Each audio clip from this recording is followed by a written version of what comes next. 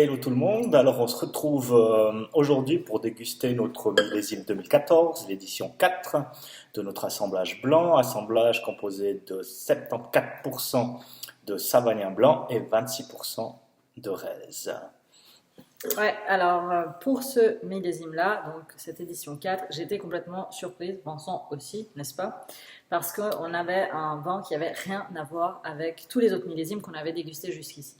Vous me direz, c'est plus jeune que les autres, ça n'a que 7 ans, mais en soi, c'est les mêmes cépages, c'est la même vinification, ça vient exactement du même endroit et ça n'a rien à voir. Là, le profil du vin, c'est vraiment axé vraiment sur ce côté très minéral, très pierre à fusil. Pour moi, j'ai vraiment l'impression de sentir la caillasse. Je suis plus du tout sur un profil de fruits. Bon, c'était une année beaucoup plus fraîche que 2013, que 2011.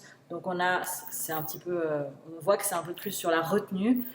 C'était un peu plus fermé au départ, mais oui, c'est vraiment plus du tout un profil de fruits. C'est délicieux, c'est un vrai magnifique vin avec beaucoup d'acidité, beaucoup de tension. Mais là, pour moi, on sent vraiment beaucoup plus le côté du terroir, le côté calcaire, un côté crayeux en bouche, et avec une finale très très saline et une texture qui est très, on va dire, lisse et droite, pas du tout dans le style des vins huileux et avec ce côté cire d'abeille qu'on avait sur les éditions précédentes.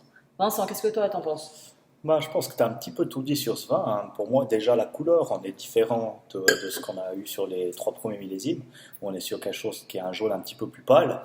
Et puis, c'est vrai qu'on a vraiment ce nez côté un peu pierre à fusil, un peu très terroir. Et en bouche, pour moi, on a vraiment de l'attention. On est sur quelque chose qui est très tendu.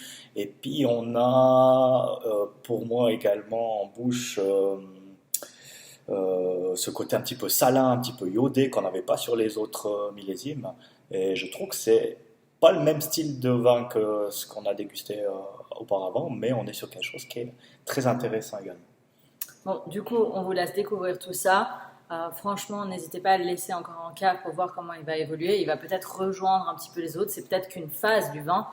C'est les joies du vin, c'est que c'est très subjectif et que ça évolue tout le temps. C'est vraiment des produits vivants. Donc, on vous laisse regarder tout ça par vous-même. Mais Et c'était quand même je un très pense joli que vin. aussi on a parlé pas mal de gastronomie sur les millésimes précédents. Là, pour moi, c'est vraiment un vin qu'on peut également apprécier avec un apéritif. Vraiment un apéritif sympa sur une terrasse, c'est tendu, c'est frais, c'est agréable.